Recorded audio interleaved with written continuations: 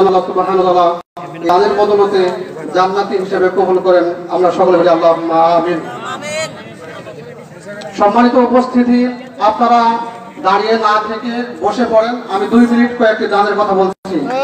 আতিক মিয়া ময়াপাড়া 500 টাকা, আজগর আলী খাটোরা 4000 টাকা, লাল মিয়ার স্ত্রী 1000 টাকা, শহীদ মিয়া খাটোরা 1000 টাকা, মাসুম মিয়া করটিয়া 500 টাকা, ইব্রাহিম মিয়া মধ্যপাড়া 1000 টাকা, তোফাজ্জল হোসেন শেখপাড়া 1000 টাকা, শুকুর মাহমুদ শেখপাড়া 1000 টাকা, নজির নাতির জন্য স্বর্ণের চাঁদ দিয়েছেন 2টি, নাম লেখেননি। দোকানদারদের পক্ষ থেকে 1700 টাকা, মোহাম্মদ নজরুল ইসলাম শেখপাড়া 4600 টাকা, লিয়াকত আলী মুন্সিপাড়া 1000 টাকা। আল্লাহ সুবহানাহু ওয়া তাআলা তাদের সকলের দানগুলি কবুল করুন। আল্লাহুম্মা সাল্লি আলাইহি আল্লাহুম্মা বারিক আলাইহি। সম্মানিত উপস্থিতি, ঐতিহ্যবাহী খাটোরা জামে মসজিদ ফুরকানিয়া মাদ্রাসা ও গুরুস্থানের উন্নতি কল্পে 60তম বিরাট ইসলামী জালসার আজকের প্রধান আকর্ষণ বিভিন্ন ধর্মের উপর গবেষক ও লেখক, আন্তর্জাতিক খ্যাতিসম্পন্ন বক্তা ব্রাদার রাহুল হুসাইন রুহুল আমিন, মুর্শিদাবাদ, ভারত। আমি তাকে তার মূল্যবান বক্তব্য পেশ করার জন্য বিনীতভাবে অনুরোধ করছি। বক্তব্য শেষে প্রশ্ন করার সুযোগ রয়েছে, আপনারা লিখিতভাবে প্রশ্ন করবেন।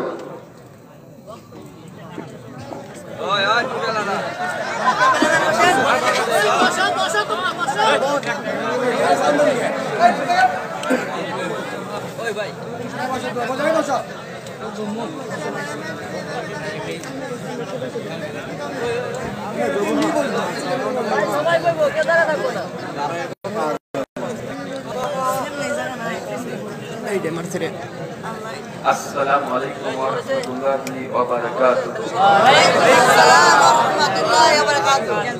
আলহামদুলিল্লাহি রাব্বিল আলামিন ওয়াস সালাতু ওয়াস সালামু আলা রাসূলিল আমিন ওয়া আলা আলিহি ওয়া সাহবিহি আজমাইন, আম্মা বাদ। আউযু বিল্লাহিস সামিউল আলিম মিনাশ শাইতানির রাজীম من همزه ونفخه ونفسه. بسم الله الرحمن الرحيم. يا أيها الذين آمنوا أطيعوا الله وأطيعوا الرسول ولا تبطلوا أعمالكم. وقال الله سبحانه وتعالى ما آتاكم الرسول فخذوه وما نهاكم عنه فانتهوا.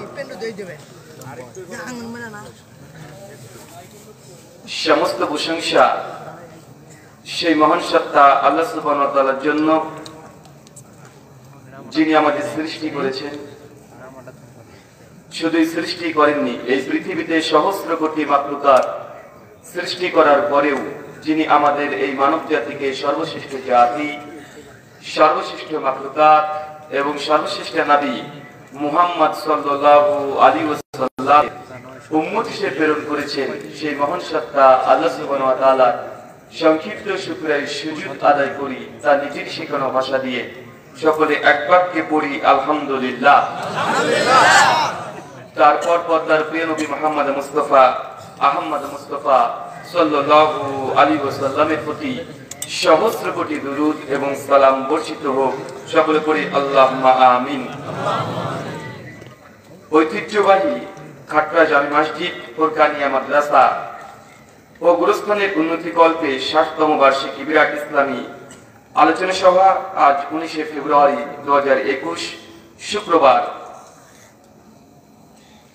এই আলোচনাটিকে সফল করার জন্য যারা শারীরিক দিক থেকে সাহায্য সহযোগিতা, অর্থ, শ্রম, মেধা, দোয়া, পরামর্শ দিয়ে আলোচনা সভাটিকে সফল করেছেন, মহান সত্তা আল্লাহ সুবহানাহু ওয়া তাআলার কাছে এই দোয়া, এই প্রার্থনা, আল্লাহ সুবহানাহু ওয়া তাআলা তুমি তাদের প্রত্যেকের নেক নিয়াত এবং নেক আমল তুমি কবুল করে নাও। সকলে পড়ি আল্লাহুম্মা আমিন। মহান সত্তা আল্লাহ সুবহানাহু ওয়া তাআলার কাছে দোয়া, এই প্রার্থনা, আল্লাহ সুবহানাহু ওয়া তাআলা আমরা মানুষ, আমরা কম বেশি ছোট বড় ভুল ত্রুটি বিচ্যুতি গুনাহ আমরা করে থাকি। আল্লাহ সুবহানাহু ওয়া তাআলা আজকের এই আলোচনা সভার ওসিলায় আমাদের পেছনে ছোট ছোট গুনাহগুলোকে তুমি ক্ষমা করে দাও। সকলে পড়ি আল্লাহুম্মা আমিন। যাই হোক, আজকে মাগরিবের পর থেকেই বিভিন্ন আলোচক তারা পবিত্র কোরআন এবং সুন্নাহর আলোকে আলোচনা করেছে, আপনারা অনেকে আলোচনা শ্রবণ করেছেন। অবশেষে আপনাদের কাছে এসেছি কিছু বিষয় শেয়ার করব। যদিও আজকে আপনারা অনেকে টেনশনে ছিলেন, বা ছিলেন কি ছিলেন না কথা বলেন? অনেক বেশি টেনশনে ছিলেন, শুধু আপনারা নয় আমরাও টেনশনে ছিলাম। আর আমাদের ড্রাইভার ভাই আজকে যেহেতু গাড়ি চালাচ্ছিল, মনে হচ্ছে দুটো পাখা লাগালে এমনি হয়ে চলে যাবে। আসলে আজকে যে বিষয়টি ঘটে গেছে এটা দুর্ভাগ্যজনকভাবে ঘটে গেছে। কেননা আজকে আপনারা দেখেছেন যেটা পূর্বাচল যে মাহফিলটা হওয়ার কথা ছিল, ওটা আসলে কোনো মাহফিল না, ইসলামী একটা তাবলীগী ইজতেমা, যেখানে বাংলাদেশের কমপক্ষে 30 জন আলোচক তার উপস্থিত হয়েছে। আর শেষ মুহূর্তে এসে আমাদেরকে শেখ মুজাফফর বিন হোসেন হাফিজাহুল্লাহ তিনি বলছেন যে কোনো মূল্যে আসতেই হবে, তবে সালাম দিয়েও গেলেও যেতে হবে। তো আমরা জাস্ট দেখা করার জন্য গিয়েছিলাম, আপনাদের সামনে আবার উপস্থিত হয়েছি। আর এটা শুধু একদিনকার নয়, আপনারা আজকে একদিন আলোচনা সভা দিচ্ছেন, সকলে একত্রিত হয়েছেন, আলহামদুলিল্লাহ। কিন্তু যেই দিন থেকে বাংলাদেশে প্রবেশ করেছি সেই দিন থেকে কন্টিনিউ আলোচনা চলছে। আজকে এখানে তো কালকে সেখানে, সকালে একটা, দুপুরে একটা, রাত্রে একটা, মানে চলছে এভাবে। মানে আমরা তো মানুষ নিরে ভাই, কি হবে কতক্ষণ চলে, গলা শেষ। মানে আমি কথা বলছি না, অন্য কেউ কথা বলছি না, নিজে বুঝতে পারছি না। মানে আমার যে টোন, অরিজিনাল টোন নেই, মনে হচ্ছে আমি ডুপ্লিকেট। আপনার কি মনে হচ্ছে আমার টোন পাচ্ছেন না ডুপ্লিকেট কিছু পাচ্ছেন? সবকিছু হাজার। মানে আজকে আমি কিন্তু থাকি, ভাবেন না যে কমিটি পক্ষ হয়তো ব্রাদার রাহুলকে হাজির করতে পারে নাই, এজন্য ডুপ্লিকেট কাউকে সাজিয়ে নিয়ে এসেছে, এমন না। মানুষ ঠিক আছে, টোনটা চেঞ্জ হয়ে গেছে। তো যাই হোক, মহান সাহেব আল্লাহর কাছে দোয়া প্রার্থনা, আল্লাহ সুবহানাহু ওয়া তাআলা অবশেষে আমরা এই আলোচনা সভাটিকে সফল করার উদ্দেশ্যে তুমি আমাদের সকলকে এখানে একত্রিত করেছে, এজন্য তোমার আবার একবার শুকরিয়া সুজুদ করি, সকলে বলি আল্লাহুম্মা আলহামদুলিল্লাহ। যাই হোক, আজকে খুব ছোট্ট বিষয় নিয়ে আলোচনা করব। আজকের আলোচ্য বিষয় সালাতুর রাসূল। কি বললাম? সালাতুর রাসূল তথা রাসূলুল্লাহর সালাত। ভাই বলুন তো, আমাদের সমাজে নামাজ নিয়ে মতনৈক্য আছে না নেই? মতভেদ আছে না নেই? মত পার্থক্য আছে না নেই? নামাজের ভিন্নতার কারণে অনেকগুলো মসজিদকে ভেঙে চৌচির করে দেওয়া হয়েছে কি হয় নাই? নামাজের তরিকা পদ্ধতি নিয়ে অনেক মসজিদকে বাংলাদেশে কোনো হিন্দু নয়, মুসলিম নাই, তারা আগুন দিয়ে জ্বালে দিয়েছে কি দেয় নাই? দিয়েছে। গভীর দুঃখ ভারাক্রান্ত হৃদয় নিয়ে বলতে হয়, এই শুধু ইসলামী কিছু ফিকি মতনৈক্য নিয়ে আজকে বাংলাদেশের নিত্যতান্ত্রিক আলেমে দ্বীন শেখ আব্দুর রাজ্জাক বিন ইউসুফ হাফিজাহুল্লাহর উপরে একটা নির্মম ভাবে একটা অত্যাচার করা হয়েছে কি হয় নাই? তার উপরে অতর্কিত হামলা করেছে কি করে নাই? পার্থক্য কিন্তু কোনো সমস্যা নেই, কোনো কারণ নেই। শেখ আব্দুর রাজ্জাক বিন ইউসুফ হাফিজাহুল্লাহ তাদের কিন্তু 5 টাকা ক্ষতিও করে নাই, বা তার কাছ থেকে 5000 টাকা ধার নিয়ে দেয় নাই, এমনটাও না। কেন আক্রমণ করেছে? কারণ একটাই, সহি আকীদা সহি আমল প্রচার করছে, এই জন্যই একটা অতর্কিত হামলা করে তাকে দুনিয়ার মুখ থেকে সরে দেওয়ার একটা পরিকল্পনা করেছে কি করে নাই? করেছে। ভাই মনে রাখবেন, গোটা বিশ্ব জগতে প্রায় 4500 ধর্ম আছে। প্রত্যেকটা ধর্মের অনুসারীদের নিজের মত প্রকাশের স্বাধীনতা আছে না নাই? অবশ্যই আছে। আপনাদের বাংলাদেশে ভাই বলুন তো, খ্রিস্টানরা বড়দিন উদযাপন করে, হিন্দু দাদারা সরস্বতী পূজা, দুর্গা পূজা করে, অবশ্যই করে। ইসলামও বলছে যারা যা করতে চায় তারা করুক, লাকুম দিনুকুম ওয়ালিয়া দিন। তোমার ধর্ম তোমার কাছে, তোমার কর্ম তোমার কাছে, আমার ধর্ম আমার কাছে। কোন হিন্দু দাদারা, খ্রিস্টানরা যদি তারা বড়দিন অথবা দুর্গা পূজা উৎসব করে, একজন মুসলিম ঐক্যবদ্ধ হয়ে তাদের মন্দির ভাঙবে অথবা তাদের ঠাকুর পুরোহিতদেরকে দুমদাম মারবে, বা ইসলাম এটা অনুমোদন দেয় না। কিন্তু আমরাও মানহাজে আহলে হাদিস আমরা ফলো করি, আমরা এটা প্রচার করতে পারি কি পারি না? কি পারি। কিন্তু আমাদের প্রচারের কারণে যদি মসজিদকে ভেঙে দেওয়া হয়, মাদ্রাসাকে ভেঙে দেওয়া হয়, আমাদের আলেমে দ্বীন প্রবীণ একজন আলেম, বয়স্ক একজন আলেম, তার গায়ে যদি হাত তোলে আমাদের অন্তর ব্যথা লাগে কি লাগে না? আমরা কি কখনো কোন আমাদের হানাফি ভাইদেরকে আমরা কখনো বলেছি যে খবরদার তোমরা আমাদের মসজিদে আসবে না? আমরা কি কখনো কোন হানাফি ভাই যদি আমাদের মসজিদে আসি নামাজ পড়তে, নাভি নিচে হাত বেঁধেছে, এটাকে মেরে মসজিদ থেকে বের করে দিয়েছি, এমন কোন ইতিহাস গোটা বিশ্ব জগতে আছে না? কিন্তু অথচ আমাদের হানাফি ভাইরা কি জন্য আমাদেরকে কি মনে করে যে তাদের মসজিদে আমাদের যুবকরা যদি মসজিদে সালাত আদায় করতে যায়, যদি বুকের উপরে হাত বাঁধে মসজিদ থেকে লাঠি মেরে বের করে দেওয়ার ইচ্ছা আছে না নাই? আছে। তাই আমি অবশ্যই হানাফি ভাইদেরকে বলবো, যারা আপনারা আজকে আমাদের আলোচনা শুনছেন, পরবর্তী সময়ে শুনবেন, অবশ্যই আপনাকে সহনশীল হন। কোন মানুষকে, কোন আদর্শকে যদি আপনি ধ্বংস করতে চান, গায়ের জোর দিয়ে কোন আদর্শকে ধ্বংস করা যায় না, আদর্শ দিয়ে আদর্শের মোকাবিলা করতে হয়। বাহুর জোর আর হাতের জোর আর মুখের জোর দিয়ে কোন আদর্শকে দুনিয়া থেকে কেউ সরাতে পারে নাই। বরং আপনার আদর্শ আপনি প্রচার করেন, আমার আদর্শ আমি প্রচার করব। শ্রোতা যারা আছে তারা সেটাকে শোনার পরে সেটা হক বাতিল বুঝে তারপর সেটা গ্রহণ করবে। মনে রাখবেন, গোটা বিশ্ব জগতে আজকে ইসলামকে জঙ্গি বাদে ধর্ম বলা হয় কি হয় না? সন্ত্রাসের ধর্ম বলা হয় কি হয় না? মুসলিমদের দাড়ি টুপি দেখলে অমুসলিমরা ভয়ভীত সন্ত্রস্ত হয় কি হয় না? মাদ্রাসাকে জঙ্গির আঁতরঘর বলা হয় কি হয় না? পবিত্র কোরআনকে বলা হয় সন্ত্রাসীমূলক একটা ধর্ম। গোটা বিশ্ব জগতে আন্তর্জাতিক মিডিয়া এইভাবে ইসলামকে আজকে প্রচার করছে। মানুষ ইসলাম কে মনে করে আতঙ্ক, মানুষ মনে করে মুসলিমরা যত প্রসারিত হচ্ছে গোটা বিশ্ব জগতে আজকে অশান্তির মূল কারণ মানুষ ইসলামকে বলে কি বলে না? ভাই তার মানে ইসলামকে এত সমালোচনা, এত নিন্দা, কিন্তু ইসলাম কি দুনিয়া থেকে মিটে যাচ্ছে না এর আরো ফলপ্রসূ বাড়ছে? অবশ্যই বাড়ছে। কেন? যে জিনিসটাকে আপনি হক সত্য আদর্শকে যদি আপনি মিথ্যা প্রচার করেন, ওই মিথ্যা প্রচারটা মূলত আসলে প্রচারের কাজেই লেগে যায়। কয়েক বছর আগে আমি ভারতের আমাদের আসামে গিয়েছিলাম প্রোগ্রামের উদ্দেশ্যে। কেবল আমি ঢুকেছি, আমাদের কর্তৃপক্ষ বলছে, রুহুল আমিন ভাই অনেক চেষ্টা করেছি, আপনি তো এসেছেন ঠিক আছে, কিন্তু আপনাকে তুলতে পারবো না স্টেজে। কেন? ওনারা বলছে যে আমাদের বিরোধী পক্ষ যারা আছে তারা এই থানাতে কমপক্ষে অজস্র তারা লিখিত কপি জমা দিয়েছে যে পশ্চিম বাংলা থেকে একজন বক্তা এসেছে, উনি আসলে মুসলিম না, উনি খ্রিস্টান ধর্ম প্রচার করে। দাড়ি টুপি রেখে, মানে আমার ব্যাপারে লিখেছে, লিখে জমিয়ে দিয়েছে। আমার নাম আছে ব্রাদার, ওরা বিশ্বাস করেন যে হতেও পারে, কথা বলছেন নাই? অতঃপর তারপরে আমি বললাম যে ভাই কিভাবে তারা প্রচার করেছে? উনি বলছেন ভাই 3 সপ্তাহ ধরে 3টে জুমা মৌলবীদের কাজই ছিল শুধু বিভিন্ন জুমাতে যাওয়া, মসজিদে যাওয়া, আর আমাদের এই মাহফিলের বিরুদ্ধে প্রচার করা যে খবরদার এই মসজিদে এই আলোচনা সবাই আপনারা আসবেন না। ওই বক্তারা খ্রিস্টান, মুসলিমদের মতো এসে কোরআন হাদিস বলে মুসলমানকে খ্রিস্টান করে, এই জিনিস প্রচার করে দিয়েছে। আমি বললাম আর কি করেছে? ওই যে কমপক্ষে ওরা 5 থেকে 6 হাজার 10,000 প্লাস তারা হ্যান্ডবিল লিফলেট ছাপিয়েছে, এই ধরনের লিফলেট ছাপিয়েছে। আমি তখন বলছি ভাই আপনারা কত ছাপিয়েছেন? উনি তো বলছে আমরা কত ছাপাবো, 2,000 ছাপিয়েছি। আমি তো বলছি আলহামদুলিল্লাহ, মানে ওদের 10,000 আপনাদের 2,000 12,000, মানে প্রচার পাবলিসিটি ভালো হয়েছে। মানে আপনাদের এই আলোচনা সভার প্রচার পাবলিসিটি বেশ ভালো হয়েছে। ঠিক আলহামদুলিল্লাহ। আমি তখন বললাম কোনো চিন্তা করবেন না, শুধু একটু মাগরিবের আজানটা হতে দেন, দেখা যায় কি হয়। মাগরিবের আজান হতে না হতে যতগুলো আয়োজন করেছে, যতগুলো সিট করেছে, তা 3 গুণ মানুষ বেশি চলে এসেছে। অনেক মানুষ এসেছে শুধু দেখতে, দেখি তো খ্রিস্টান বক্তা দাঁড়িয়ে দেখে নাকি কোরআন হাদিস দিয়ে খ্রিস্টান মানে কি, এটা দেখতে এসেছে অনেকে। আর কিছু মানুষ এসেছে চোখে ধরে মারবো, ও আমাদের ইসলাম নিয়ে উল্টা পাল্টা বলে, মানে এসেন্স এসেছে।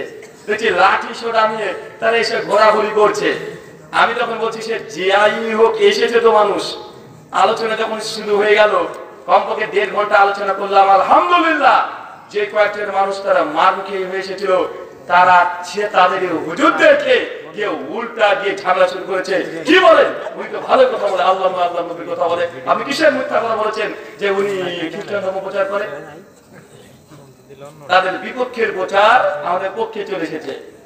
তাদের মানুষ হওয়ার কথা ছিল 5,000, হয়ে গেছে 15,000। আলহামদুলিল্লাহ। মানে বিরোধীদের প্রচারটাও প্রচার কি প্রচার নয়। তাই মনে রাখবে, বিরোধীরা যতই নড়বে ততই কুদবে। তাই বিরোধিতা করে কখনোই সত্য কথা বলা সম্ভব নয়। আল্লাহ সুবহানাহু ওয়া তাআলা তুমি আমাদের কবুল করে, সকলে বলি আল্লাহুম্মা আমিন। আর মনে রাখবেন, আদম সন্তানরা ফিতরাত আছে। ফিতরাতটা কি? আপনি যে কাজ নিষেধ করবেন সেটা বেশি করে করবেন। কেন এটা আমাদের পৈতৃক সম্পদ হিসেবে পেয়েছি। পবিত্র কোরআন পড়বেন সূরা বাকারা সূরা 2 আয়াত 28 থেকে 30, আল্লাহ সুবহানাহু ওয়া তাআলা নবী আদমকে বলছে এগুলো জান্নাত তো, যা ইচ্ছা তাই কর, যেখানে ইচ্ছে সেখানে যা, যা ইচ্ছা তাই খাবি, শুধু আল্লাহ একটা নিষেধ করেছে, আল্লাহ যে গাছে গাছে যাবে না, ওটা জান্নাত তো। নবী আদম কি করলেন? সমস্ত জান্নাত দরকার নাই, আল্লাহ যেটা নিষেধ করেছে ওখানে আগে দিয়েছে। কেন এটা নিষেধ করেছে? মানুষকে যেটা নিষেধ করা হয় মানুষ সেটাই বেশি বেশি করে করে, তার জ্বলন্ত প্রমাণ। আপনি এখনই বাড়িতে চলে যান, রাস্তা থেকে ইট নেবেন, ইট বোঝেন ইট, ওই ইট নেবেন, খুব সুন্দর করে একটা কাগজ দিয়ে বাইন্ডিং পেপার দিয়ে বাঁধবেন, বাঁধার পরে আপনার বউ আছে, বউকে বলবেন বউ এটা রাখো, খবরদার খুলে দেখবে না, ফজর সীমাতে পাঠাতে হবে ঢাকাতে। যদি এই কথা বলে শুয়ে পড়লেন, দেখবেন আপনি শুয়েছেন, আপনার বউ ভাবছে ঘুমায় না কেন, ঘুমায় না কেন, যে আপনি একটু টাকা ঘুমিয়েছেন, নাক টাক ডাকবেন একটু, বউ লাভ দিয়ে উঠে ওটা খুলে দেখবে।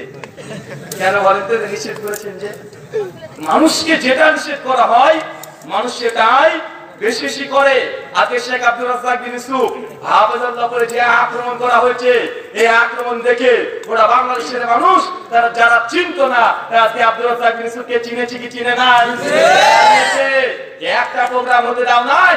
আজকে এই সব যুবক যারা সিলেটের মাটিতে এই ঘটনা ঘটেছে, তারাই সিলেটে অসংখ্য ছেলেরা দেখবেন, তারপরে আব্দুর রাজ্জাক বিন ইউসুফের নামটাকে শুধু ইউটিউবে লিখবে, বাড়িতে বিছানার মধ্যে ঢুকে সঙ্গে শুয়ে আব্দুর রাজ্জাক বিন ইউসুফ হাফেজাল্লাহর বক্তৃতা শুনে দেখুন অজস্র মানুষ কয়েক বছরের মধ্যে পরিবর্তন ইনশাআল্লাহ হবে, ইনশাআল্লাহ হবে। কেন? কারণ যেখানে হকের বিরোধিতা করা হয় ওখান থেকে হক চারা গজায়।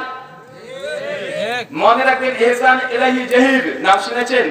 একজন পাকিস্তানের বিখ্যাত ইসলাম আলেমে দ্বীন, তিনি বেরলুয়াতের বিরুদ্ধে এত পরিমাণে লিখেছেন, এত বড় পরিমাণে বক্তৃতা দিয়েছেন যে তাকে দুনিয়া থেকে সরানোর জন্যই স্বয়ং স্টেজের উপরেই একদম জলসা চলছে, জলসা মাহফিল, ঠিক মতো অবস্থায় তার ফুলের মালার মধ্যে টাইম বোমা সেট করে দিয়েছে, বেদাতিরাই এসে তাকে গলায় পড়ে দিয়েছে উদ্বোধনের জন্য।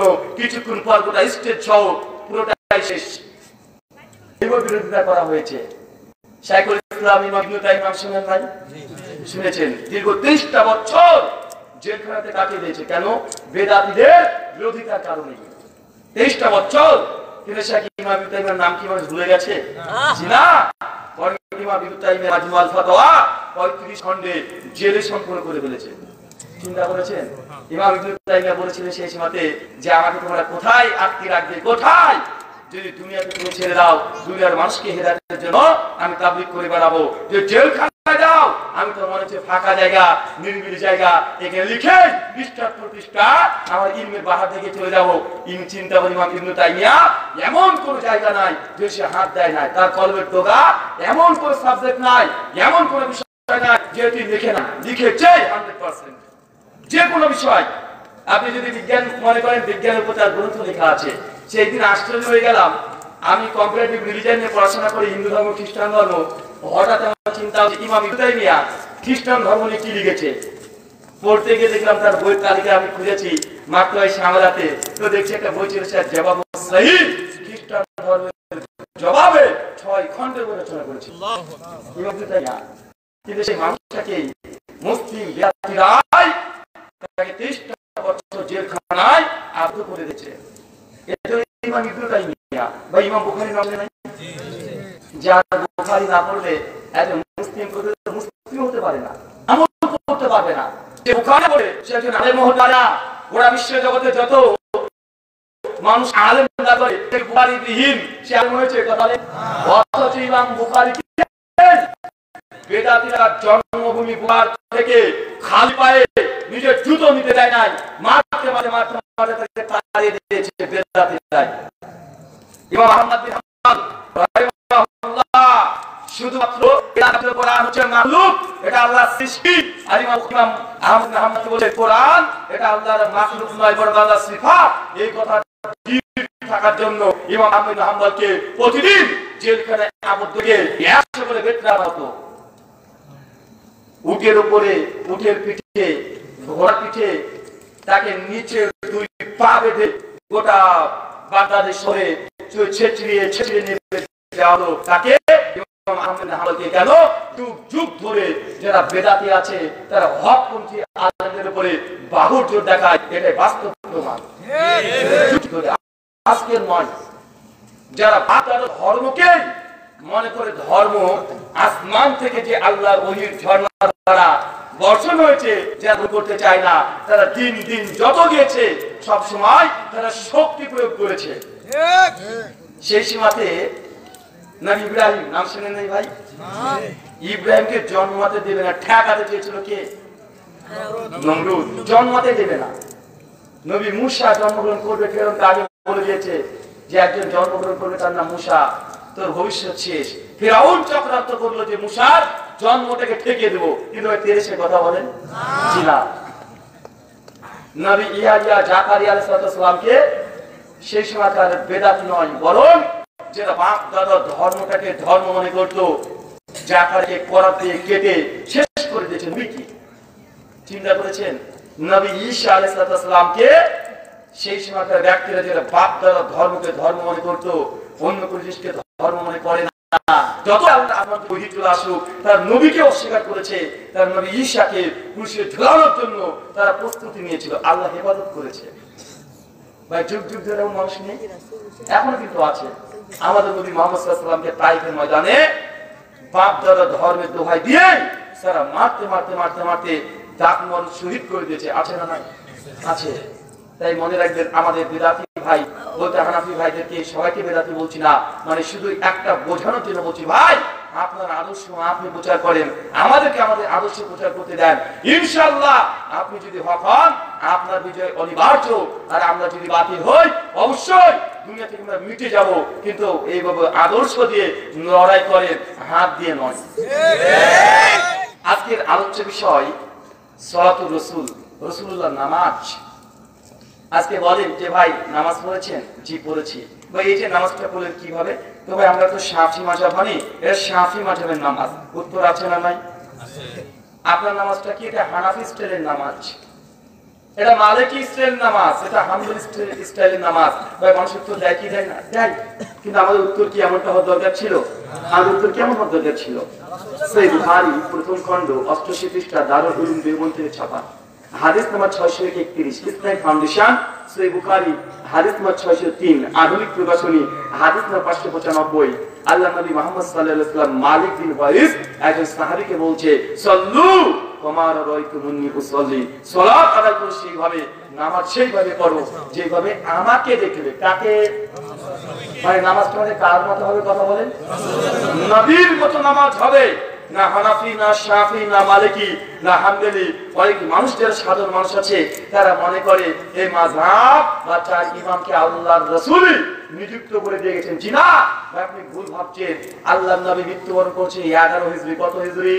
11 হিজরি 12 রবিউল আউয়াল, সোমবার সকাল 9টা থেকে 10টার সময় আল্লাহর নবী মৃত্যুবরণ করেছে। আম্মা জান আয়েশা রাদিয়াল্লাহু তাআলা আনহার রাঙের উপরে মাথা দিয়ে তার নিজ পাঁচ ভবনে হুজরায় বিশ্বময় দুনিয়া থেকে চলে যান। তারপরে প্রায় 80 বছর পর, 70 বছর পর ইমামে আজম আবু হানিফা রাহিমাহুল্লাহ তিনি জন্মগ্রহণ করেন। অনেক মানুষ মনে করে যে আমাদের মধ্যে যে চারটে মাযহাব আছে, মাযহাবগুলো বিশ্ব নবী তিনি অনুমোদন দিয়েছেন। জি না, এই মাযহাব এসেছে বিশ্ব নবী মৃত্যুর কমপক্ষে 80 বছর পর। বছর পর আল্লাহর নবী মৃত্যুবরণ করছে 11 হিজরি, আর ইমাম আবু হানিফা রাহিমাহুল্লাহ জন্মগ্রহণ করছে 80 হিজরি, মৃত্যুবরণ করছে 150 হিজরি। ইমাম মালিক দ্বিতীয় ইমাম জন্ম 93 হিজরি, মৃত্যু 179 হিজরি। তৃতীয় ইমাম ইমাম শাফিঈ জন্ম 150 হিজরি, মৃত্যু 204 হিজরি। চতুর্থ ইমাম ইমাম আহমদ ইবনে হাম্বল জন্ম 164 হিজরি, আর মৃত্যু 241 হিজরি। এই চারটি ইমাম, যাদের নামে চারটি মাযহাব প্রতিষ্ঠিত আছে গোটা বিশ্ব জগতে, মনে রাখবেন এই চার ইমামের সঙ্গে একজনেরও রাসূলের দেখা হয় না। এমনকি কোন সাহাবীরও দেখা হয় নাই। অনেকে বলে না ইমাম আবু হানিফা রাহিমাহুল্লাহর সঙ্গে সাহাবীর দেখা হচ্ছে 5 জন। জিনা এই কথা মিথ্যা। ইমাম আবু হানিফার সঙ্গে কোন সাহাবীর দেখা হয় নাই। বলা হয়ে থাকে যে সাহাবীরা জীবিত ছিল, কিন্তু ইমাম আবু হানিফা রাহিমাহুল্লাহর সঙ্গে কোন দাস ইমাম আবু হানিফা সাহাবীর সঙ্গে পায় নাই। অনেকে বলে আনাস বিন মালিক রাদিয়াল্লাহু আনহু তার সঙ্গে ইমামে আজম আবু হানিফা দেখা হয়েছে, এই কথাও মিথ্যা। ইমাম দারাকুতনি রাহিমাহুল্লাহ সাবালাতে দারাকুতনি রাবি নাম্বার 265 তে বলেছে ইমাম আবু হানিফার সঙ্গে আনাস বিন মালিকের সাক্ষাৎ হয় নাই, জাস্ট জীবিত ছিল, এর সাক্ষাৎ হয় নাই, দাসে বসে নাই, কোন সাহাবী দাস ইমাম আবু হানিফা রাহিমাহুল্লাহ বসে নাই। এই জন্য তো ইমাম আবু হানিফা রাহিমাহুল্লাহ একটা উক্তি আছে, ইমাম হাফেজ জাইলাই হানাফি তার নাসবুল রায়া দ্বিতীয় খণ্ড 12 পৃষ্ঠায় লিখেছে যে ইমাম আবু হানিফা রাহিমাহুল্লাহ বলেছেন যে আমি আতা বিন আবি রাবার মতো উত্তম কোন ব্যক্তিকে দেখিনি, আর জাবের আল জুফির মতো কোন মিথ্যুক কাযযাব ব্যক্তিকে দেখি নাই। একটু পয়েন্ট অফ ভিউ মনে রাখতে হবে কথাটা। ইমাম আবু হানিফা রাহিমাহুল্লাহ বলছেন যে আতা বিন আবি রাবার মতো উত্তম কোন ব্যক্তিকে দেখি নাই। কার মতো? আতা বিন আবি রাবার মতো উত্তম কোন ব্যক্তিকে আমাদের দু চোখ দ্বারা দেখি না। ইমাম আবু হানিফা রাহিমাহুল্লাহ বলছে আতা বিন আবি রাবা কে? সাবিনা তাবি, একজন তাবি, 110 হিজরিতে মৃত্যুবরণ করে। কত হিজরি? 110 হিজরিতে মৃত্যুবরণ করেছেন তাবি। ইমাম আবু হানিফা রাহিমাহুল্লাহ বলছেন যে আতার চাইতে উত্তম কোন ব্যক্তিকে আমি দেখি নাই। এবং ইমাম আবু হানিফা যদি কোন সাহাবীকে দেখে থাকেন তার নিজের চোখ দ্বারা, কখনো তাবির এত বড় প্রশংসা করতে পারেন না। তার মানে বোঝা যাচ্ছে যে ইমাম আবু হানিফা রাহিমাহুল্লাহ তার দু চোখ দিয়ে কোন সাহাবীকে দেখে নাই। যদি দেখতেন তাবির কথা বলতেন না, বলতেন সাহাবীর কথাই বলতেন যে আমি সাহাবীকে দেখেছি। বলতেন কি? বলতেন না। যে বলতেন এই হাদিস এই কথা ইমাম আবু হানিফা রাহিমাহুল্লাহর কথা থেকে প্রমাণ হয় 100% ইমাম আবু হানিফা রাহিমাহুল্লাহ কোন সাহাবীকে দেখে নাই, তিনাকে যে তাবি বলা হয় এটা নিয়েও মতনৈক্য আছে। সাহাবীরা জীবিত ছিল, তিনি কখনো দাসে বসেন নাই। কিন্তু আমাদের সাধারণ মানুষরা মনে করে যে না, ইমাম আবু হানিফা রাহিমাহুল্লাহ কে হয়তো আল্লাহর নবী ও সাহাবীরা দায়িত্ব দিয়ে গেছে যে তোমরা আমার মতো এইভাবে চালিয়ে যাও। এটা প্রথম ভুল ধারণা। অনেক ভুল ধারণা একটা আছে কি জানেন? ওনারা মনে করে যে চার ইমাম এক টেবিলে বসেছে, কোরআন হাদিস নিয়ে বসেছে, গবেষণা করেছে, মাসলা দিয়েছে। ভাই এমনটাও নয়। ইমাম আবু হানিফা চলছে 80 হিজরি, মৃত্যু 150 হিজরি। ইমাম শাফিঈ জন্ম হচ্ছে 150 মৃত্যু 204। ইমাম আবু হানিফার সঙ্গে শাফিঈর সাক্ষাৎ হয় নাই। ইমাম আহমদ বিন হাম্বল জন্মগ্রহণ করেছে 64, মৃত্যু 241। মানে ইমাম আহমদের সঙ্গে কোন ইমাম দেখা হয় নাই। চার ইমাম যে একসঙ্গে বসে তার ইজতিহাদ করছে মাসালাকে, এই কথা হলো সঠিক নয়। কিন্তু এই কথা হলো সমাজে অনেকে কান করা দিয়ে থাকে, কি থাকে না দিয়ে থাকে। আগে আপনাকে ইসলামের বেসিক ধারণাগুলো বুঝতে হবে, তারপরে ইনশাআল্লাহ আমাদের মধ্যে অনেক মতনৈক্য মতভেদ দূর করা সম্ভব। কিন্তু আপনি যদি গোলামি করে বসে থাকেন যে না হালাল বলদ আমি দেব না, মানে হুজুর যা বলুক আমি মানবো না, আগে এতটুকু বোঝেন যে আল্লাহর রাসূল মৃত্যুবরণ করছে একদম 11 হিজরিতে, আর 11 হিজরির পরে প্রায় 80 হিজরির দিকে ইমামে আজম আবু হানিফা রাহিমাহুল্লাহ জন্মগ্রহণ করছে। ভাই বলুন তো আল্লাহর রাসূলের মৃত্যুর পরে পৃথিবীতে কি জিবরাইল আর কখনো এসেছিল? না। পৃথিবীতে কি কোরআনের তারপরে কোনো আয়াত অবতীর্ণ হয়েছিল? না। এটা হওয়া সম্ভব যদি আল্লাহর রাসূলের মৃত্যুর পরে পবিত্র কোরআন সূরা মাইদা সূরা 5 আয়াত নাম্বার 3 আল্লাহ বলছেন আলিয়াম আকমালতু লাকুম দীনাকুম ওয়া আতমামতু আলাইকুম নিয়ামতি ওয়া রাদিতু লাকুম ইসলামা দীনা। আমি আল্লাহ দ্বীন ইসলামকে মুকাম্মাল পরিপূর্ণ সম্পূর্ণ করে দিলাম। আল্লাহর রাসূলের উপরে বা নবীর উপরে দ্বীন যদি ইসলাম যদি মুকাম্মাল সম্পূর্ণ হয়ে যায় তো আল্লাহর রাসূলের মৃত্যুর 200 বছর পর কিভাবে এই চারটি মাযহাব মানা ফরজ হয়? একটু বোঝেন, একটু বোঝার চেষ্টা করুন। ইসলাম পরিপূর্ণ, দুনিয়ার বোতলটা পরিপূর্ণ আছে, পরিপূর্ণ। আমি জল তথা পানি আমি লোড করে দিয়েছি। কেউ যদি একটু পরে সে বলে ভাই পানির দাম তো 10 টাকায় এক বোতল পাওয়া যায়, তবে আমার কাছে স্প্রাইট আছে, 7 আপ আছে, দাম বেশি। এক কাজ করেন এই বোতলের মধ্যে পূর্ণ আছে কি হয়েছে একটু স্প্রাইট ঢালে, ভাই ঢুকবে? কথা বলে না, ঢুকতে পারে, তবে কি পানি কিছুর অংশে পড়ে যাবে আর কিছুর অংশে স্প্রাইট ঢুকবে। তার ইসলাম এটা মুকাম্মাল, এটা সম্পূর্ণ। নতুন করে যদি কিছু প্রবেশ করতে চান বা বলতো আগেকার কিছু জিনিস বের হতে হবে কি হবে না? আপনাকে এখতিয়ার কে দিয়েছে যে ইসলাম মুকাম্মাল, এর মধ্যে আপনার তৈরি করে কোনো জিনিস ঢোকাবেন আর রাসূলের সুন্নাহ বা ফরজ ও ওয়াজিব বের করবেন কি হবে? এটা কি কোনো উম্মতকে আল্লাহ এখতিয়ার দিয়েছে? না। জি না। এতটা বোঝেন। কোন হুজুর তো দূরের কথা, কোন নবীকেও আল্লাহ এখতিয়ার দেয় নাই যে শরীয়তে কিছু ঢোকাবে অথবা বের করবে। খুব স্পর্শকাতর বিষয়। কোন নবীকে আল্লাহ এখতিয়ার দিয়েছিলেন না যে শরীয়তে কিছু ঢোকাবে অথবা বের করবে।